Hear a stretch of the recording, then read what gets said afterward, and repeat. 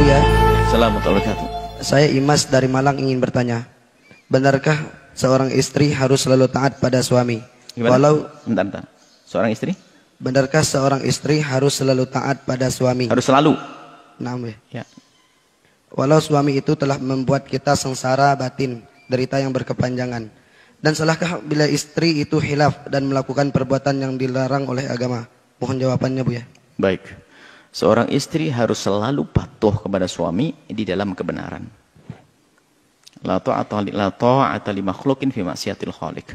Enggak boleh patuh kepada suami dalam kemaksiatan. Kepatuhan adalah wajib. Karena ini selagi patuh di dalam sesuatu yang diridhoi oleh Allah. Kalau patuh dalam kemaksiatan haram. Misalnya suaminya menyuruh istrinya minuman keras, enggak boleh patuh. Termasuk suaminya mengajak istrinya berhubungan di waktu haid, enggak boleh patuh. Enggak boleh patuh, karena untuk haram enggak boleh patuh. Baik. Kemudian jika suami ternyata yang harus dipatuhi ini telah memperlakukan dengan tidak benar, menyakiti dan sebagainya, tidak ada alasan untuk tidak patuh. Tidak ada alasan untuk tidak patuh hanya karena kekejaman sang suami dan jahatnya sang suami. Patuh dalam kebaikan.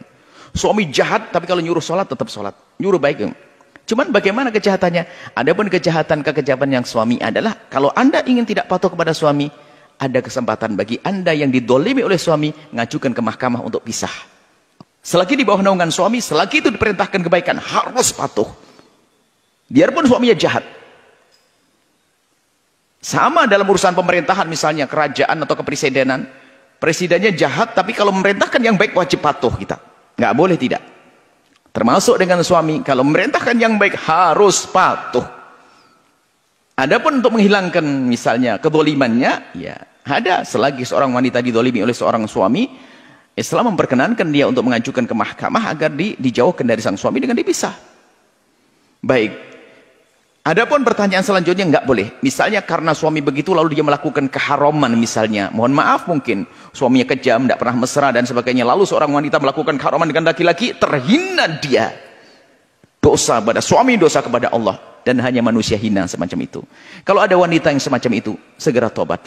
Kalau memang tidak kuat dengan suami karena kekejaman suami, minta pisah ke mahkamah, baru nanti mencari pasangan yang soleh. Tapi kalau dengan cara melanggar di balik ini semuanya enggak diperkenankan. Pelanggaran itu zina dosa, muqaddimah zina dosa.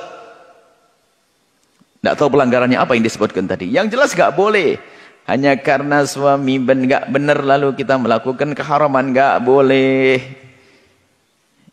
Berarti sudah sekongkol masuk neraka, suami masuk neraka karena zalim kepada istri, istri masuk neraka karena nyeleweng, akhirnya ketemu di neraka, lu dengan gue sama-sama di neraka.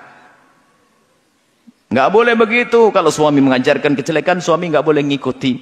Kalau ternyata ada kezaliman, maka seorang istri boleh mengajukan ke mahkamah untuk hidup sendiri dengan mulia. Tapi dengan catatan benar apa yang diadukan. Kalau berbohong, Allah Maha tahu. Yang berbohong hanya ingin pisah dengan suami, maka Allah pun tahu. Dia tidak akan menemukan suami yang bisa memuliakan dia. Berbohong, khianat, maka dia tidak akan menemukan ke depan suami yang bisa memuliakan dia. Karena dia sudah berkhianat kepada Allah. Allah yang mengirim suami juga nanti. Maka seorang istri kalau minta cerai dan sebagainya betul-betul dengan asas syar'i. Suami dolim, suami fasik. Suami fasik. Melakukan keharaman, sah. Atau suami tidak memberikan nafkah, lahir atau batin, sah. Mengajukan ke mahkamah. Karena semua ini berhak untuk menjadikan dirinya nyaman. Dan memang hidup harus nyaman, nggak boleh ada penindasan. Bab yang kita baca di sini kan bab nggak boleh berbuat, nggak boleh nyakiti orang lain, nggak boleh orang muslim menyakiti orang lain. Jika dalam sebuah lingkungan kita disakiti, kita hendaknya pergi kalau terdolimi. Demi kenyamanan kita, hidup harus indah, hidup harus baik. Seperti itu. Semoga Allah menjaga rumah tangga semuanya tetap indah tanpa ada kezaliman, bahagia dunia akhirat. Wallahu a'lam.